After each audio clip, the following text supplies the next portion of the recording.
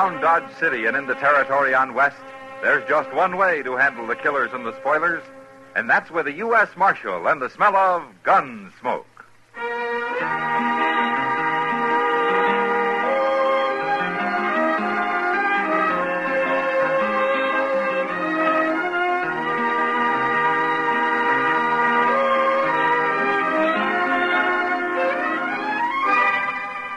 Gunsmoke, starring William Conrad. The transcribed story of the violence that moved west with young America.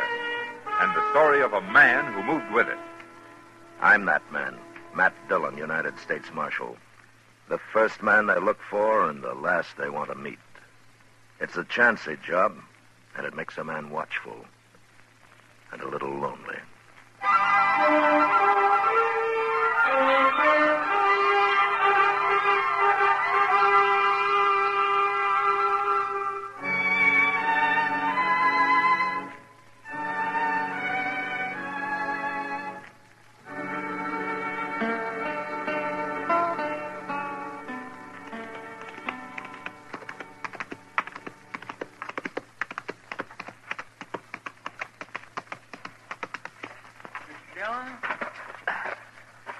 Mr. Dillon. Oh, hello, Chester. I sure am glad you're back. I've only been gone a couple of hours. Well, that's all it takes, a couple of hours. Oney Becker's been shot. Huh? Oney Becker? You know him, that little sodbuster lives out near Clear Spring. Oh, yeah. He's up at Doc's. You want to see him? Yeah. Well, tell me about it, Chester. Well, sir, all I know is he was gambling this morning over at the Texas Trail. He left there a little after noon, and then some fellas found him laying in an alley with a bullet in him. Well, can he talk? No, sir. He's been unconscious the whole time. But Doc's working on him in here. Oh, hello, Matt. How is he, Doc? He's dead, Matt. About 10 minutes ago. Oney Becker. Now, who'd have shot a harmless little man like that? Harmless is right. He didn't even have a pocket knife on him. And besides, he was shot in the back. Maybe it was an accident of some kind. Accident? Chester, I once tried to save a man who'd pulled a scythe across the back of his neck by accident. Yes, and I remember a boy who fell between the slats of a fence and got hung. But I never heard of a man shooting himself in the back by accident. Well, I meant maybe somebody else done it. Of course somebody else did it. I know that. I meant by mistake. Oh, Chester. Chester, are you sure you've been keeping your hat on when you're walking around in the sun? Oh, you're just mad because Oney Becker died on you, There was Doc. nothing I could do to save him. He bled to death. Inside. Oh, you did what you could, Doc. Yes, well, I think I did. Did, Oney say anything? Anything at all? No, Matt, he never even opened his eyes. Well, he was shot in the back, so it wasn't anybody he was fighting with. Well, I don't know, Mr. Dillon. Oney was fighting, or at least having an argument over a card this morning with that gambler, what's his name, Al Clovis, over at the Texas Trail. He was. Well, why didn't you say so before, Chester? Well, I never heard of this, Al Clovis. Oh, he's only been here about a week, Doc. Chester, you wait here. I'm going over the Texas Trail.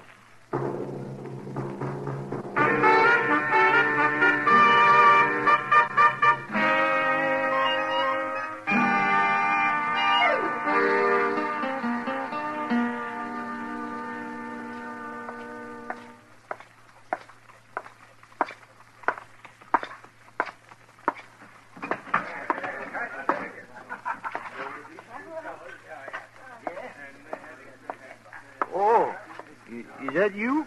Oh, hello, Marshal. Hello, John. Looking for somebody, Matt? Oh, hiya, Kitty. Is Al Clovis here? I was wondering when you'd get around to him. What do you mean? I heard about Oney Becker, and Al Clovis threatened him this noon just before Oney went out and got shot. No. Almost seemed like Al was trying to start a fight with him, Matt. Where was Clovis when it happened, Kitty? He wasn't in here.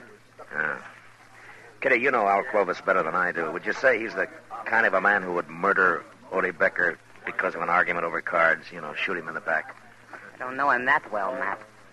Yeah, well, maybe he had another reason to kill him. If he did it. Shooting little Oney Becker's like shooting a pet deer. Makes about as much sense. Yeah. But usually when a man gets murdered, there's a reason of some kind for it. You mean it'd take more than plain anger to follow a man down an alley and shoot him in the back? Well, ordinarily it would.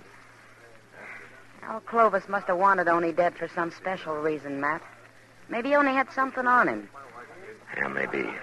He was in here a while ago, but he left. Well, I'll find him. He might be at the depot, Matt. At the depot. He said something about going to St. Louis. Now everything's been taken care of here. I didn't know what he meant at the time, but he said it loud, and I know the train leaves at 4:30. 4:30? That's about that now, isn't it? Well, maybe he said it just to throw you off his trail. Yeah, well, I'll find out. I'll see you later, Kitty. Better hurry, Matt.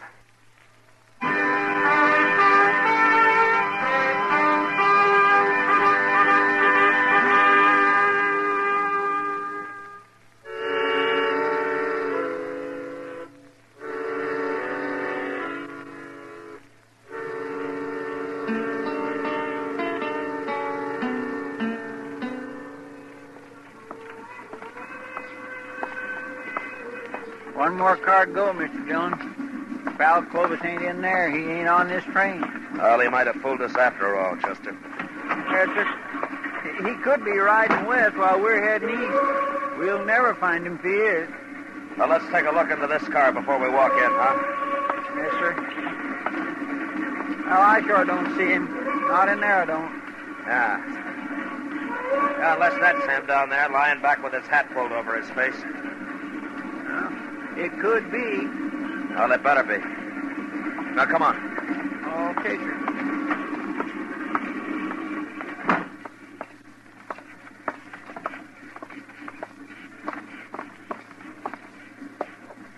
Hey, wake up, mister. Come on, wake up. Quit bothering me. What do you want here? Marshal Dillon. What are you doing here? Keep your hands on your knees, Clovis. Tight. Well, what's this all about, Marshal? You carrying a gun? Why should I carry a gun? Stand up, Clovis. Come on, stand up. Okay. What for? All right, search him, Chester. Yes, sir. No, keep to one side of him, out of my way. Don't you try nothing, Clovis. Why should I? I told you I wasn't armed. No, ain't nothing on him. All right. Okay, you can sit down, Clovis. I don't understand this, Marshal. What are you looking for? I'm looking for the man who murdered Oney Becker this afternoon. You mean you followed me and got on this train because you thought I killed Oney? It's about 100 miles to Great Bend, Clovis. We'll get off there and take tomorrow's train back to Dodge. Oh, you're making a big mistake, Marshal. While you were riding up and down on this railroad, whoever did kill Oney Becker is leaving the country for good. You'll never catch him now. What you're trying to say is that you don't admit killing him yourself, isn't it? I'm not a murderer, Marshal. No, we'll see. Oh, I know what you're thinking. You heard Oney and I had a little argument this morning. Didn't you? Sure. That doesn't prove anything. I argue with lots of men. You threatened to kill him. Ah, that was just to scare him. He was being kind of stubborn about it all. You know what those farmers are like. And I suppose it takes a stubborn man to grow potatoes. Well, if you're so innocent, why did you announce everything had been taken care of and that you were going to St. Louis? Did I say that, Marshal? You know, Clovis, I can always kick you in the head and take you back to Dodge in a sack. Now, why did you run? I'm not running. No reason why I should. That's the truth, Marshal. Where were you when Oney Becker was killed? I was wondering when you'd ask me that. I suppose you got an alibi. You know Mr. Botkin, don't you, Marshal? I ought to. Watkins run the Dodge Bank ever since it was an old whiskey barrel. Well, I was with him in his office at the bank, Marshal. I suppose you'll take his word for it.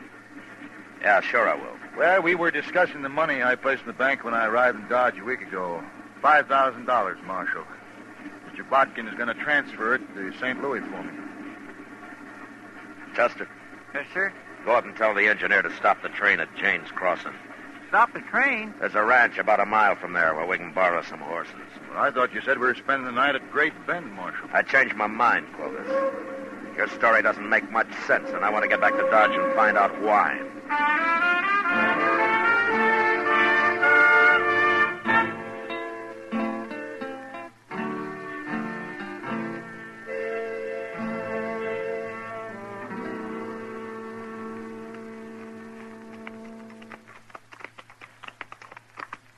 It must be about midnight. Sure is, and I'm tired. Haven't been on a horse in years.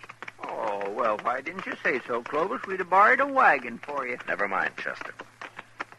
Now, you take him on down to the jail and lock him up, huh? I'm going to stop here at Mr. Bodkin's house. His light's still on. Want me to go into him, Marshal? I'll let you know what he has to say, Clovis. I'll be along in a little while, Chester. All right, sir.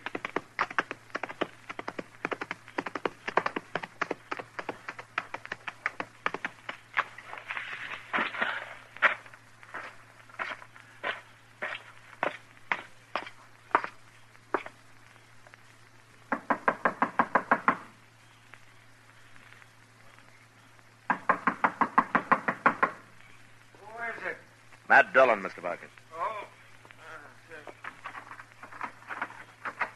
Well, Marshal, come in. Come in. I wouldn't have bothered you this late, Mr. Bodkin, but I saw your light was on, and I figured you were still up. Up? Of course I'm up. How could I sleep tonight?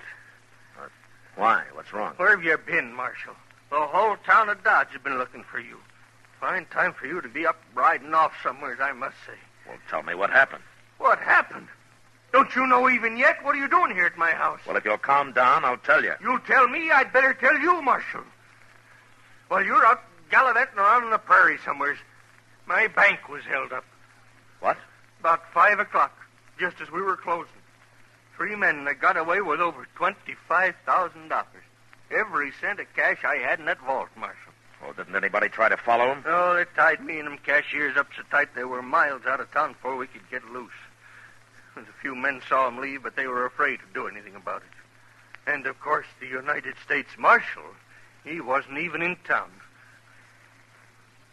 Did you get a look at him? No, they were masked. Nobody I found can even identify their horses. They're just gone, Marshal, with $25,000. Look, Mr. Bodkin, I came here to ask you a question. It might have something to do with your bank being robbed. Oh? Well, what is it? Was Al Clovis with you in your office about noon today? Clovis? Yes, he was for a couple of hours. Why? He had some money on deposit? Yeah, that $5,000 cash. Of course, that's gone, too. That's part of the money they took. I'm afraid Clovis is broke now, along with me and a lot of other people. Oh, maybe he isn't as broke as you think. Oh, he's broke. Unless you can get that money back, Marshal. Look, I got an idea. I might find it for you, Mr. Bodkin. And it won't take very long, either.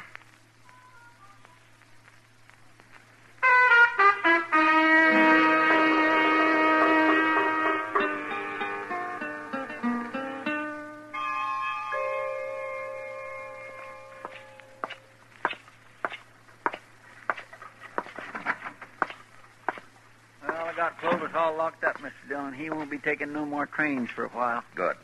What'd you find out from Mr. Bodkin? And I'll tell you and Clovis at the same time, Chester. Well, he's right in the first cell.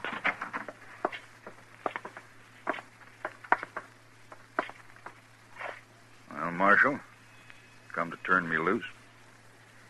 Mr. Bodkin says your alibi is good, Clovis. If you'd have believed me in the first place, you'd have saved us all a lot of trouble. Yeah. Well, let me out. I don't want to spend the night here. You better get used to it, Clovis. You're going to be spending a lot of nights in here. What? At least a month or two of them. No. They can't keep me here, Marshal. It's illegal. Is it? Of course it is. Well, maybe you know more about the law than I do, Clovis, but I run this jail, and you're going to stay here a long time. And what's more, I'm going to tell the whole town where you are. Come on, Chester. Marshal, I demand to be released at once. Now come back here. It'll cost you your job if you keep me here. Shut the door, Chester. Marshal, you can't do this. Marshal! You really going to keep him locked up, Mr. Dillon? I am. Well, he ain't done nothing. I mean, if Mr. Bodkin said he is with him... Oh, Clovis didn't kill Oney Becker, if that's what you mean. Well, then why don't you turn him loose? Chester, the bank was robbed of $25,000 today. It was? Yeah, just after we got on the train. Looks to me like Oney Becker was murdered just to get me to follow Al Clovis out of town. Well... We'll find out in a few minutes. I don't think Clovis can stand the idea of sitting in jail while his partners ride off with all that money. You mean he was supposed to get out of here and meet them as soon as his alibi was made good, huh? That's the only way it makes sense to me. Marshal! Marshal Dillon! Well, it didn't take as long as I thought. Come on.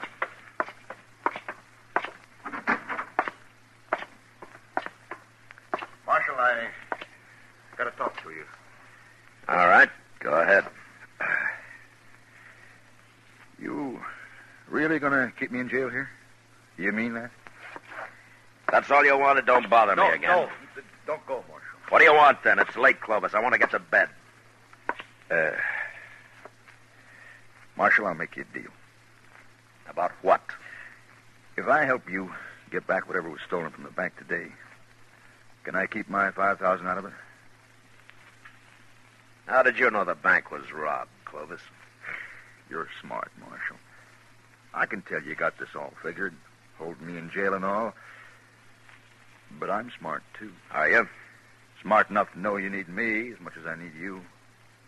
You'll never find those men without me, Marshal. But I can take you to where they are, and I'll identify them for you. Why? All I want out of it is my $5,000. Now, that's mine. You can do what you like with the rest. The court will have to decide about your $5,000, not me. Will you think there's a chance I might get it? Well, I don't know. But you're a gambler, aren't you? It'll help my showing you where they are, won't it? Yeah, it'll help. Okay. I'm supposed to meet them tonight or early tomorrow, Marshal. They won't wait longer than that. All right, who are they, Clovis? They're not friends of mine, Marshal. I never saw them before 2 weeks ago in St. Louis. And they're all hiding behind summer names. How far's away the meeting place? It's an old cabin about 20 miles from here. They there now? Nobody stopped them here, did they? No. Thanks to you. But I'm helping you now, Marshal. If I find your partners, you are. Chester, go get our horses. We going out there tonight, Mr. Dillon? Would you rather try it in broad daylight, Chester? No, sir.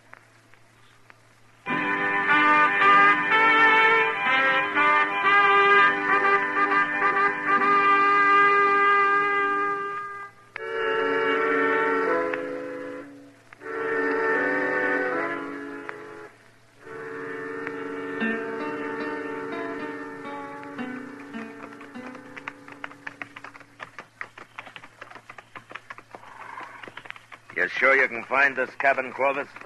I made the ride out here one night just to be sure. I swear I can't hardly see nothing. I wish that moon wasn't all scudded up with clouds. Chester, you still don't understand that if you can see them, they can see you. That's right. I know you're right, Mr. Dillon. It sure looks like rain, though. We're almost there. Good. Marshal, Yeah. how are you going to take them? 3 men. What's the matter, Clovis? You getting scared? You know what they'll do to me if you don't take them, Marshal. Like I said, you're a gambler, aren't you? Hey, look, why don't you give me a gun? I'll help you. We'll manage. You can trust me, Marshal. I'm on your side now. Clovis, I wouldn't trust a man like you if you were in church, praying. Wait. Somewhere over there. Yeah. There it is. That little clump of elder. The cabin's in there, huh? You see the light? Yeah. Are you sure that's it? Of course I am. Okay, let's get out. Chester, I'm going to go up on foot and have a look. You stay here with Clovis. Okay, sir.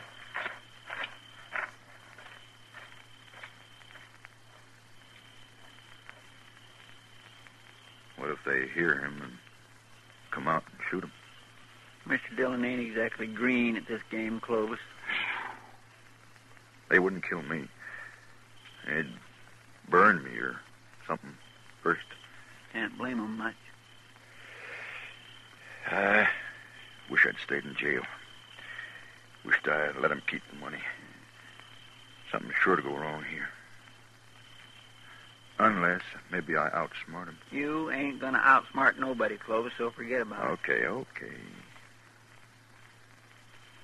I declare I never seen a darker night than this is. No. Neither did I. Here, get off. Get off. What's the matter? It's my horse. He's standing on my foot. We'll push him off. I can't. Now, help me, Chester. No, for pity's sake. Come on. Ow. Move him. That's all you gotta do. Back. Here, what are you doing? Clovis? I got your gun, Chester. Now shut up. Don't move. But you give me Shut up, I that said. gun. That's better. Hey, what's that? Thunder, Clovis. You'll be hearing a different kind when Mr. Dillon gets back here. He's not coming back here. We're going to him. And if he shoots anybody, it'll be you, because you're going to be right in front of me. Like this. All right.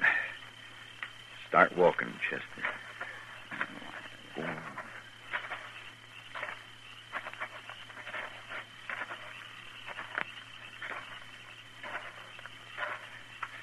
That's far enough. Stop here. We'll pick up the marshal now and go on to the cabin. I'll call him and tell him how you're fixed. Go on and call him. Mr. Dillon? Mr. Dillon? He ain't nowhere around Yes, here. he is. Tell him. Go on. Clovis got my gun, Mr. Dillon. Tell him if he doesn't walk over here with his hands up, I'll shoot you. He's going to take us both to the cabin, Mr. Dillon. He says he'll shoot me. You heard him, Marshal. I'll kill him sure if you try anything. He ain't close enough. I tell you, he's probably clear up there at the cabin. Okay. Okay, start walking, Chester. Just straight ahead. Once I get you inside the cabin, he'll have to give up. Unless he wants you dead.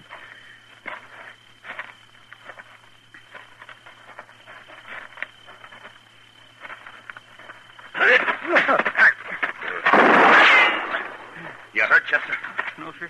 His gun just went off when you hit him. All right, get the gun quick. Come on, come on. I got it, Mr. Dillon. All right, let's get up to that cabin. They know we're out here now. Oh, they're getting away, Mr. Dillon.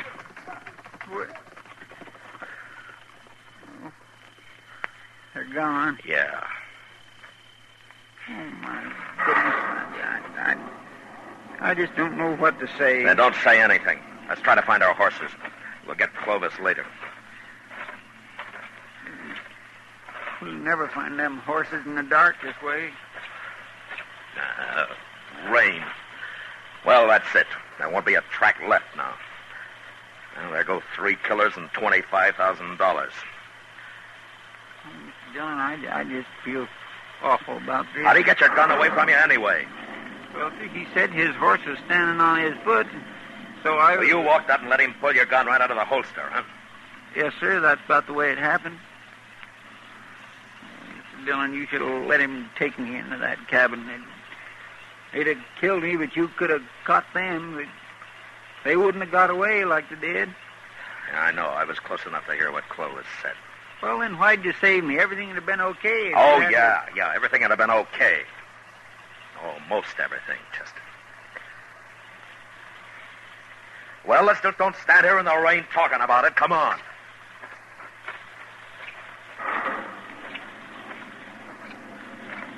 My, what a terrible mess.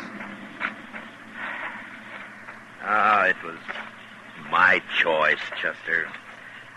Not yours. Yes, sir. Thank you, Mr. Dillon.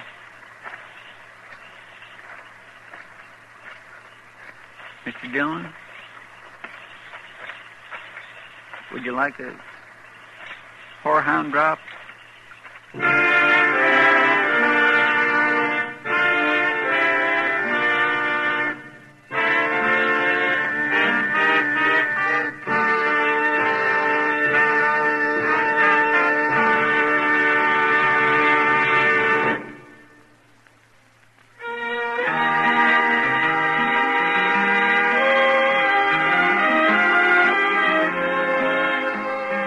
Gunsmoke, produced and directed by Norman McDonald, stars William Conrad as Matt Dillon, U.S. Marshal.